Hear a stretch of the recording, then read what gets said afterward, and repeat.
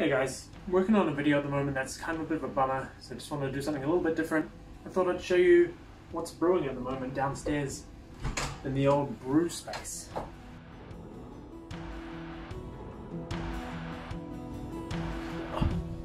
So first of all, we're down here on the floor with this 25-litre drum that's full of ginger beer at the moment, which is fermenting out.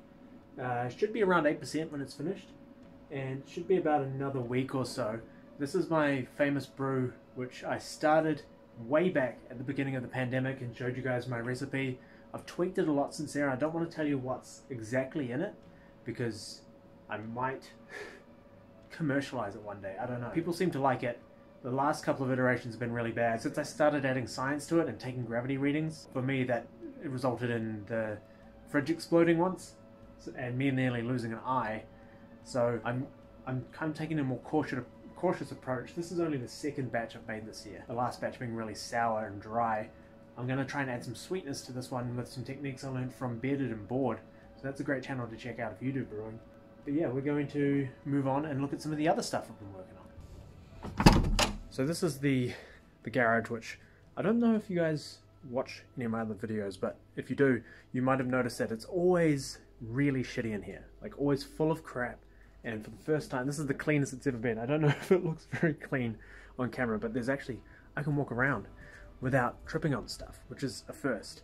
But that brings me over here to the liquor shelf, as I've been calling it, which is a great little space where I've just been aging some spirits that I've been working on. So let me show you a little bit about that. But firstly, up in this corner, I've got some spiced rums and some flavored rums. This one is a spiced rum that I started back on the 15th of August, so it's a month old today, or yesterday, I can't remember the date. So that's great. This one's a banana rum. This one was, I made 20 litres of wash. This is all I got out of it. So something went wrong somewhere. I need to go back to the drawing board and figure that one out, because that was a big expense for that, but it tastes great. And then over here we've got another spiced rum. Not as spiced as that one, because I got some of the ingredients intermittently, and I can't open this jar now. So I'm just going to have to crack it open with a can opener or something when it's ready, and it's going to be slightly different when I go to bottle it in maybe another 2 weeks or so, because that one's from the 15th as well. These bigger jars I have some slightly bigger batches, so I can get more than one bottle out of it. So I'll talk about this guy in a second. That's my special one. Over here is just a regular old rum. You can see that's from the 9th of September, so that's a week and a half old. And that's going to be a really slow aging process on that one. I'm going to leave that for maybe 3, maybe 6 months before I bottle it up. This one over here, this one's a pineapple rum. And these two were actually from the same wash, and I split it and made 40 litres. And I can talk about that another time if you're interested in why I did that, but this one here, what I did was I added pineapple juice to that carboy, and I have got some pineapple sage in here just macerating with the wood as it ages out. So that'll be another 2 to 3 weeks that I leave that in there. It's got some funky pineapple flavor in the rum, and then the sweet and aromatic and fruity flavors of the pineapple sage are coming through from the herb. So that's awesome. I found a place that sells little bits of old oak barrel chunks that have been used to age red wine, which I thought would be perfect for rum. And so I bought a kg of that for about 10 bucks, and I just chop it up into staves and then char it in the oven a little bit, you know, toast it a little bit so that it's ready, so I'm ready for my next brew. Now this guy here, this rum is something very special. It's not 58% anymore because I've watered it down. When it was in a litre jar it was 58%. I've added about 400 mils and I've brought it down to about 40%. I've also added a little bit of honey as well.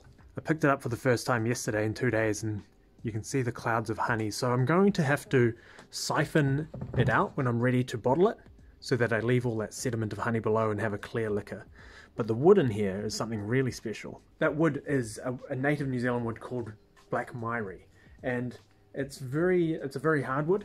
It's got a very interesting character and texture. Here's a chunk of it that I was given, and I don't know if you can see that grain. I'll do a close-up in a second, but this stuff has an interesting aroma. It almost smells like honeycomb, and it's a waxy wood, but it's a hard wood, and once you've toasted it out, it kind of acts like oak, and gives a really nice nutty, vanilla-y honey flavour to the rum, which I've only enhanced by using some native New Zealand honey as well. So that's what I've been getting into lately.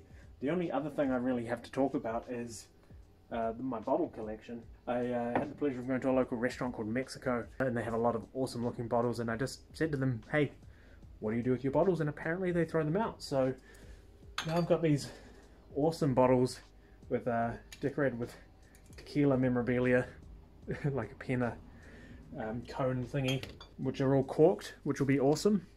I've got a few bottles that are corked that I can show you, and then I can show you my stills in a second. Here's everything that's been bottled so far. I've just tried to keep it out of sight so it can be out of mind, but I've got 2 bottles of rum here, a little 600ml bottle of rum there. Just made little labels on it so I can keep track of what it is in a year or two when I come to drink it. I've got some apple pie moonshine that I made, and then the rest of that wash turned into brandy, which is for Christmas time. Not really for drinking, more for cooking. Focus! I hope it hasn't been doing this the whole time I've been filming myself. But yeah, that'll be more for cooking, and I pretty much made that by fermenting apple juice. Excuse some of the mess, but here is my first still that I bought off Trade Me, which is homemade. So I guess a little bit about this still. It's got an aluminium dome, or funnel, whatever you want to call that. And then somebody made this column by hand, well by welding, which worked pretty well. It's very short, so you don't get a high quality of liquor out of it. And then they made the pot by basically putting an element into a cooking pot and adding some little grommets for the dome to sit on top of. So it worked all right, but I had to put a paste around here to stop any steam leaking out. And then I made a huge error once when I went to get all set up. I allowed myself to get distracted. I plugged it in. I didn't realize I had it on. I didn't have any liquid in it, and so the element is now loose and it leaks. So I had to bite the bullet and get that guy.